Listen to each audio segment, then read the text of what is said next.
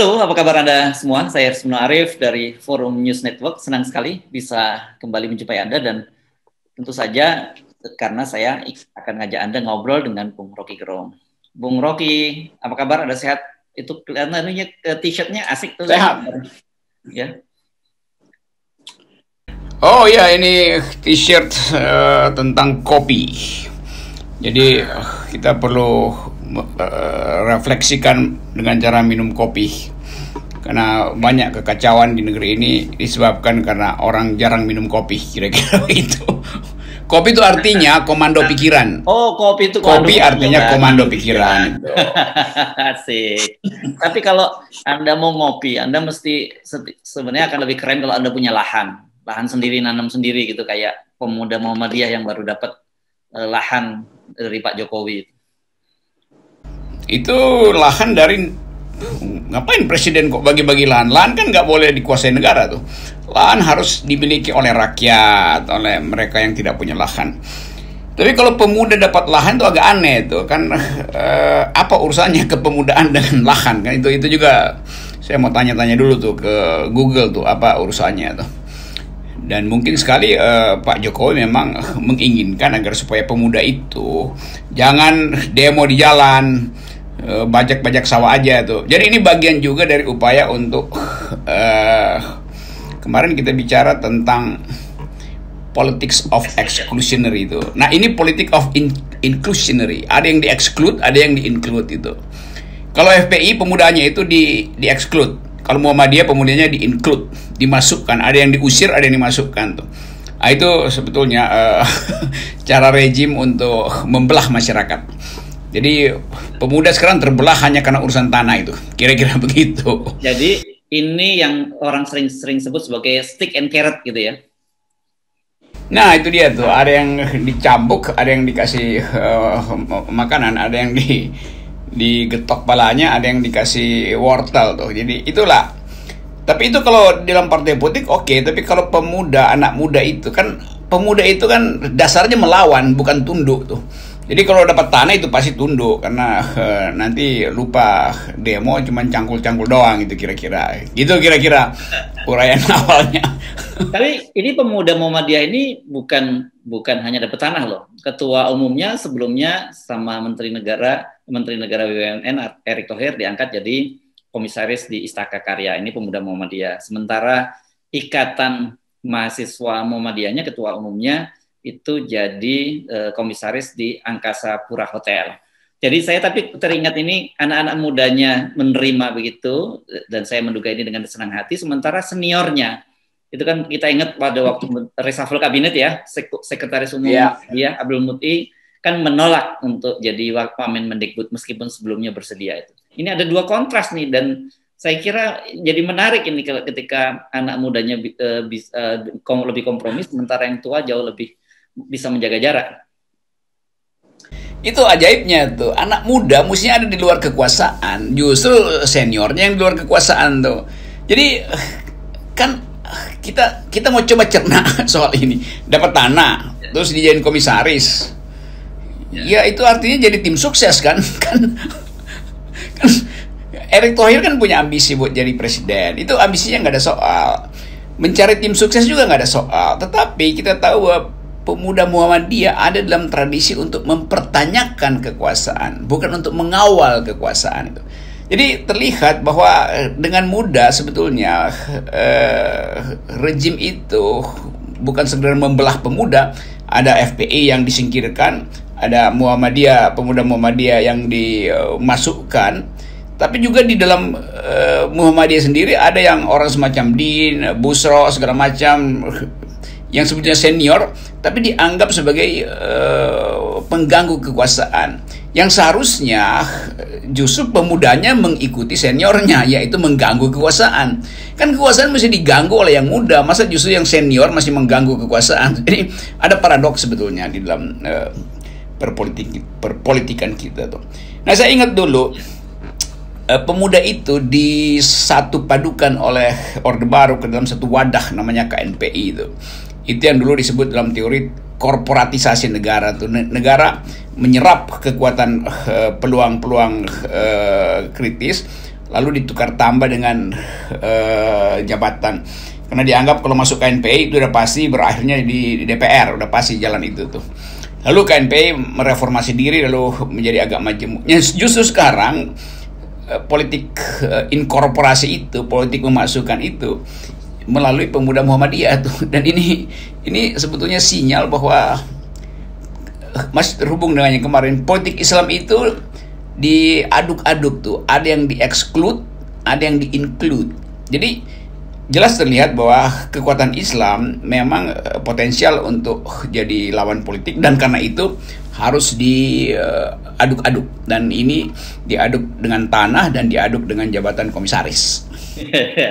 Tapi pada kasus Muhammadiyah ini memang menjadi sangat menarik, kan kita tahu bahwa tadi Anda menyebut Pak Busro Mukodas sendiri juga mempersoalkan ketika ada ikatan ketua ikatan mahasiswa Muhammadiyah masuk jadi komisaris, dan juga kemudian ketua pemuda Muhammadiyah masuk komisaris, dia mempersoalkan beliau.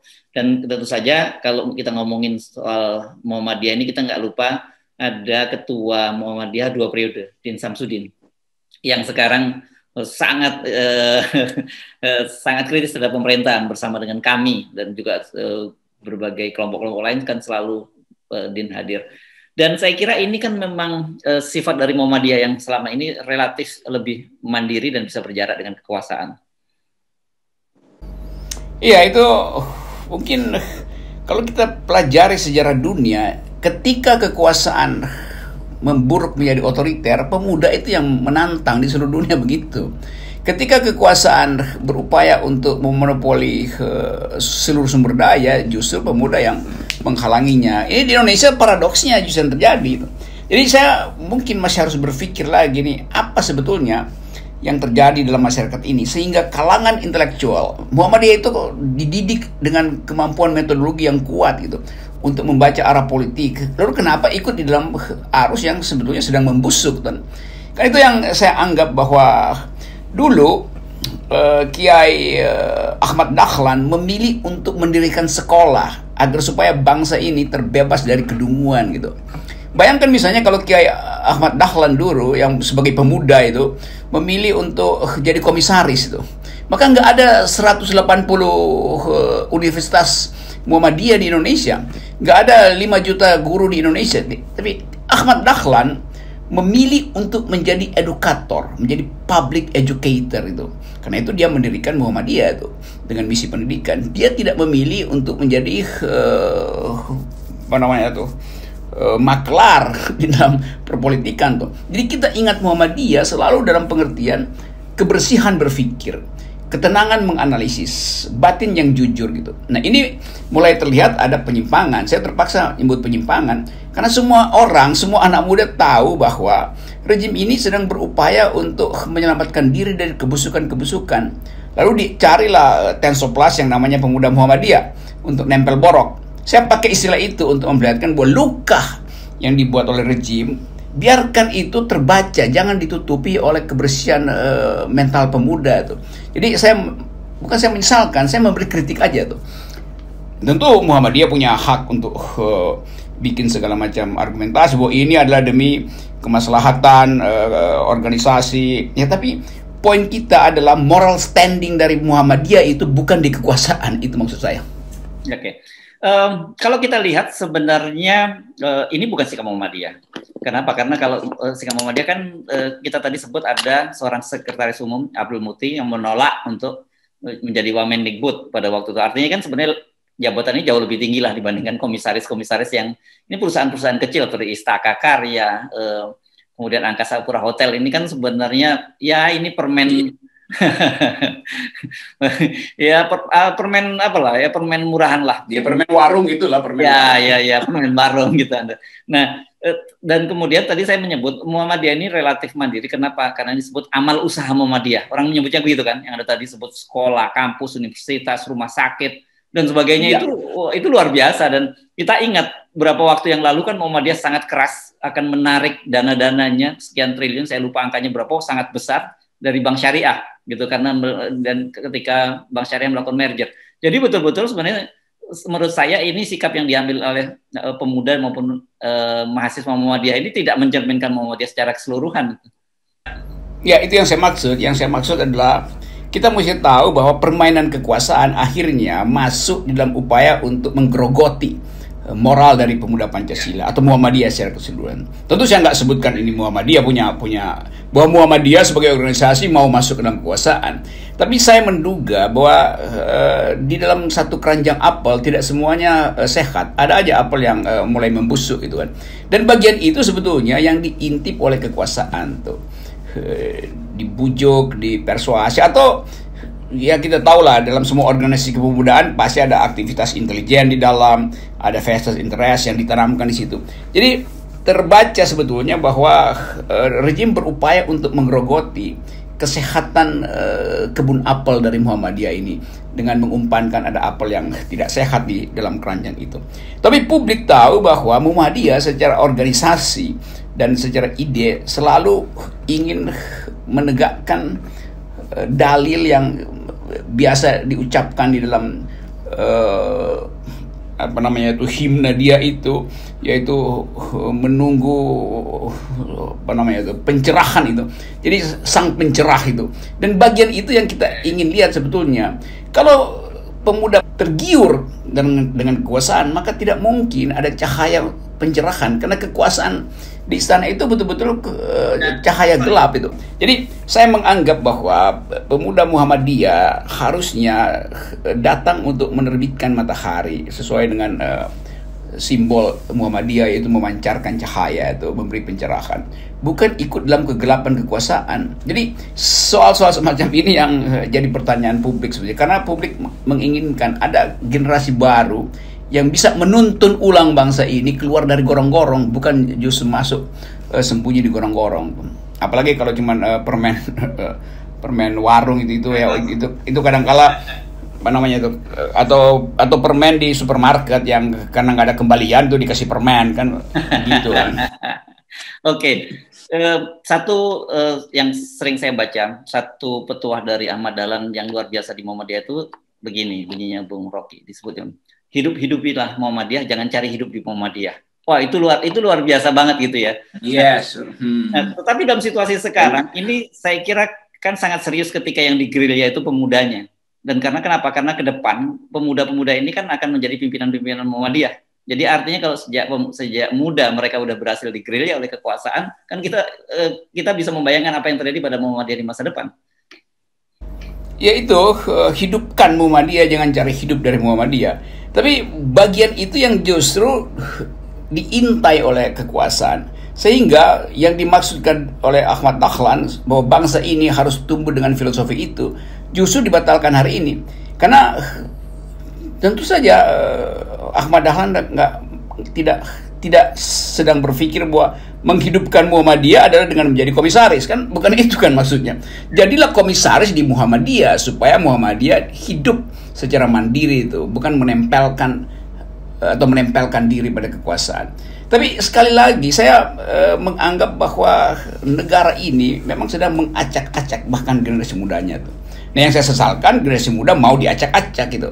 Nah, soal-soal semacam ini sebetulnya yang mesti kita kasih batas. Karena kita sedang berupaya untuk membangun sebuah generasi yang integritasnya kuat. Supaya tidak lagi di 2024 ada bagian-bagian buruk dari mentalitas bangsa, feodalisme, mumpungisme, konsumerisme ikut di dalam pertandingan 2024. Yang sekarang pasti motifnya adalah konsumerisme. Karena kita tahu orang yang masuk di dalam BUMN di bawah Kementerian Erick Thohir itu otomatis sadar atau tidak akan ikut di dalam tim sukses Erick Thohir. Jadi mesti dipisahkan itu. Kalau mau jadi tim sukses ya udah, jangan ambil komisaris, ya lakukan aja secara profesional.